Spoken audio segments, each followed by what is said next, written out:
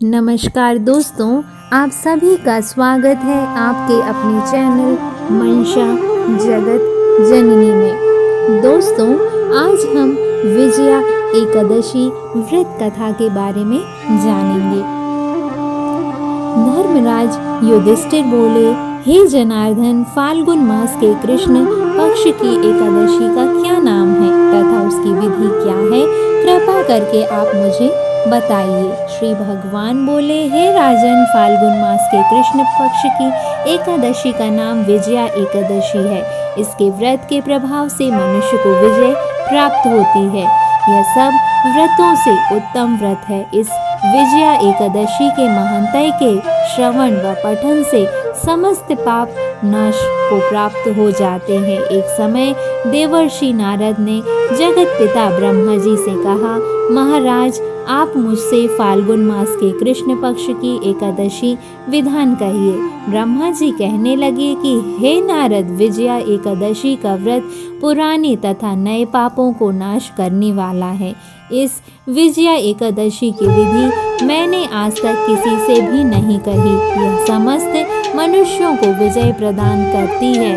त्रेता युग में मर्यादा पुरुषोत्तम श्री रामचंद्र को जब 14 वर्ष का वनवास हो गया, तब वे श्री लक्ष्मण तथा सीता जी सहित पंचवटी में निवास करने लगे। वहां पर दुष्ट रावण ने जब सीता जी का हरण कर लिया, तब इस समाचार से श्री रामचंद्र जी तथा लक्ष्मण अत्यंत व्याकुल हुए और सीता जी की खोज में चल दिए। घूमते घूमते जब वे मरणासन जटायु के पास पहुँचे, तो जटायु उन्हें सीता जी का वृतांत सुनाकर स्वर्गलोक चला गया।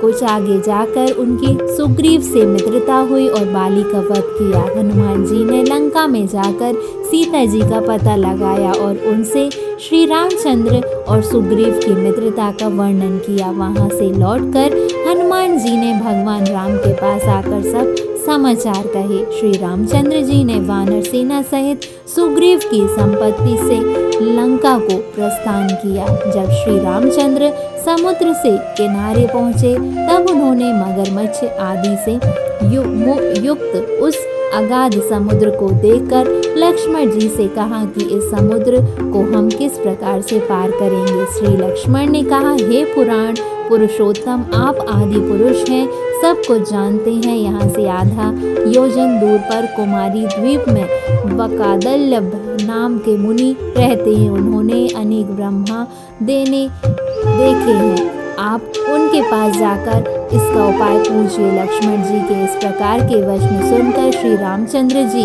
वगदल्लभ ऋषि के पास गए और उनके प्रमाण करके बैठ गए।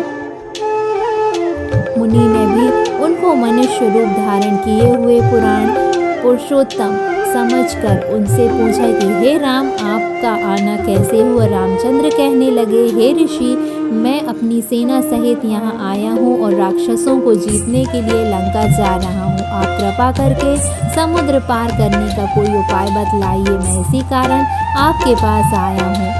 वगदल्लभ ऋषि बोले, हे राम, फाल्गुन मास के कृष्ण पक्ष की एकादशी का उत्तम व्रत करने से निश्चय ही आपकी विजय होगी। साथ ही आप समुद्र भी अवश्य पार कर लेंगे। इस व्रत की विधि यह है कि दशमी के दिन स्वर्ण, चांदी, तांबा या मिट्टी का एक घड़ा बनाएं। उस घड़े को जल से भरकर तथा 5 पल्लव रख वेदिका पर स्थापित करें। उस घड़े के नीचे सत्यजा और ऊपर जौ रखें। उस पर श्री नारायण भगवान की स्वर्ण की मूर्ति स्थापित करें। एकादशी के दिन स्नान आदि से निवृत्त होकर धूप दीप नैवेद्य नारियल आदि से भगवान की पूजन करें। तत्पश्चात घड़े के सामने बैठकर दिन व्यतीत करें और रात्रि को भी उसी प्रकार बैठकर रहकर जागरण करें। द्वादशी के दिन नित्य नियम से निवृत्त होकर उस घड़े को ब्राह्मण को दे दें। हे राम, यदि तुम भी इस व्रत को सेनापतियों सहित करोगे तो तुम्हारी विजय अवश्य होगी। श्री रामचंद्र जी ने ऋषि के कथा अनुसार इस व्रत को किया और इसके प्रभाव से दैत्यों पर विजय पाई। अतः हे राजन, जो कोई मनुष्य विधि पूर्वक इस व्रत को करेगा, दोनों लोकों में उसकी अवश्य विजय होगी। श्री ब्रह्मा जी ने नारद जी से कहा था, हे पुत्र, जो कोई इस व्रत के महानता को पढ़ता है या सुनता है, उसको वाजपेयी यज्ञ का फल प्राप्त होता है। तो दोस्तों, ये थी विजया एकादशी व्रत कथा। ऐसी वीडियोस को पाने के लिए हमारे चैनल को लाइक करें और सब्सक्राइब करें मनीषा जगत जननी को।